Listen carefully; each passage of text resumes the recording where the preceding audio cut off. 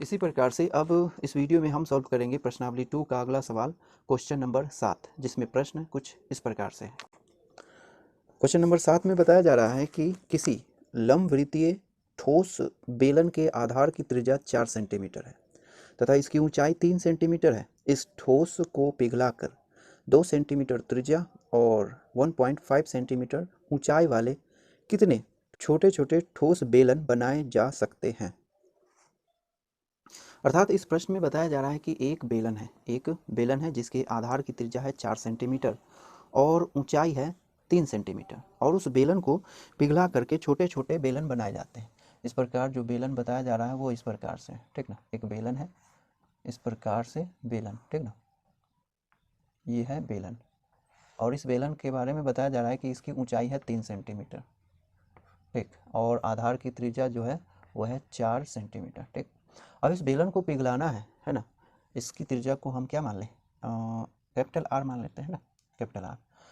तो इस बेलन को पिघलाना है और छोटे छोटे बेलन बनाना है, ठीक ना, इस प्रकार से छोटे छोटे बेलन बनाने हैं इस प्रकार से, ठीक। इस छोटे बेलन की खास बात यह है कि इसकी जो ऊंचाई है वो 1.5 सेंटीमीटर है, ठीक ना, और इसके आधार की त्रिज्या है 2 सेंटीमीटर, ठीक ना।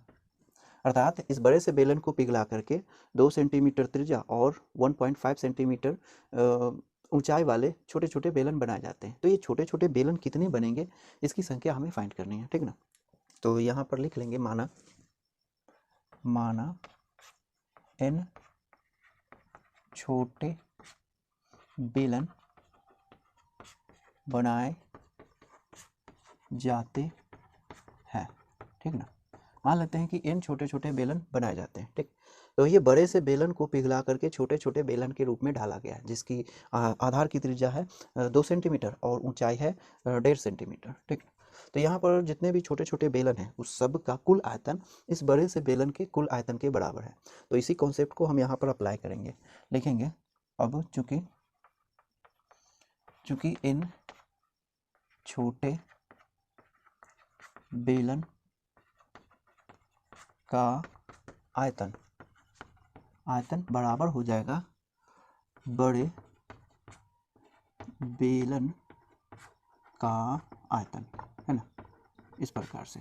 इसकी त्रिज्या को हम यहाँ पर 2 सेंटीमीटर है ना, बराबर में क्या मान लेते हैं, आर मान लेते हैं, ठीक। तो यहाँ पर n छोटे बेलन का आयतन, तो एक बेलन का आयतन निकाल करके n से अगर गुना कर दिया जाए तो टोटल बेलन का आयतन हो जाएगा, है ना, छोटे छोटे का। तो क्या लिखेंगे, या n गुने एक छोटे बेलन का आयतन, ठीक ना, इस प्रकार से। और बड़े बेलन का आयतन जो कितना हो जाएगा, बेलन का आयतन होता है पाई आर स्क्वायर, और इसकी ऊंचाई को कैपिटल एच ले लेते हैं, ठीक ना, ये कैपिटल एच हो जाएगा, ठीक। और त्रिज्या कैपिटल आर, तो ये आर कितना है 4 सेंटीमीटर और ये एच कितना है 3 सेंटीमीटर, ठीक।